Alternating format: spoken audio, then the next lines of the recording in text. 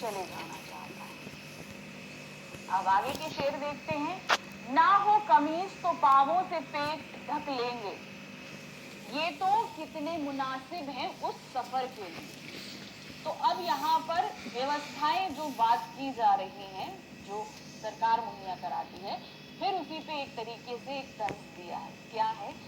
ना हो कमीज तो पावों से पेट ढक लेते हैं।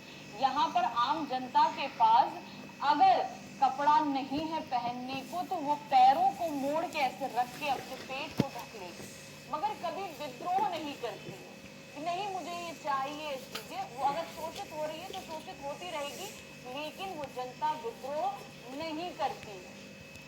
ये लोग कितने मुनासिब हैं उस सफर के लिए, मतलब ऐसे लोग जो विद्रोह नहीं करते वो शासन के लिए बहुत ही सही होते हैं, क्योंकि जो सत्ताधारी लोग हैं, जो भ्रष्ट हैं, वो अपना शासन इस विद्रोह ना होने से बहुत ही सुचारू रूप से चलाते रहते हैं। वही कहा इन्होंने कि वो ना हो कमीज तो पैरों से पेट ढक लेते हैं, अर्थात अगर इन लोगों के पास कपड़ा, जनता के पास कपड़ा नहीं है तो वो पैरों को मोड़ के अपने पेट को ढक लेगी, लेकिन कभी भी विद्रोह नहीं करेगी। और ऐसे लोग उस भ्रष्ट सरकार के लिए बहुत ही अच्छे होते हैं जो बिल्कुल भी विद्रोह नहीं करते। दूसरा, खुदा ना सही आदमी का ख्वाब सही, कोई हंसी नजारा तो है नजर के लिए। अब इसमें क्या मतलब दिया है? खुदा ना सही मतलब हम लोग कहते हैं भगवान को हमने से किसी ने नहीं देखा, मगर हम लोग भगवान को मानते हैं। तो अब मान लीजिए खुदा नहीं है तो कोई बात नहीं, नहीं ना सही, चलिए नहीं है तो ना सही हम मानते हैं।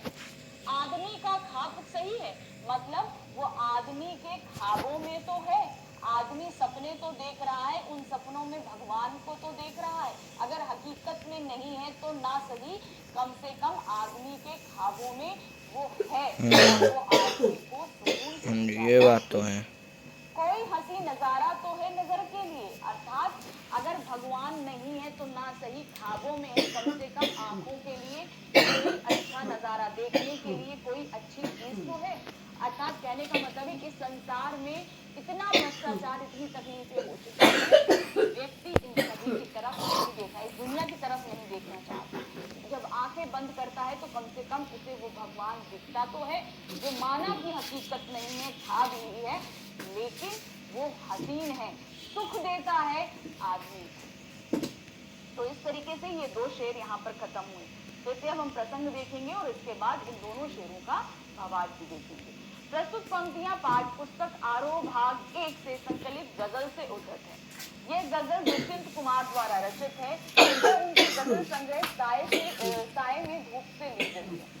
इस गजल का केंद्रीय भाव है राजनीति और समाज में जो कुछ चल रहा है उसे खारिज करना और नए विकल्प की तलाश करना। देखिए इसमें बताया है केंद्रीय भाव, मतलब पूरी गजल का एक ही प्रसंग इन्होंने बताया है। तो इस तरीके से अगर अलग अलग गजल का आता है तो आप अलग अलग गजल का भावार्थ में एक एक लाइन आप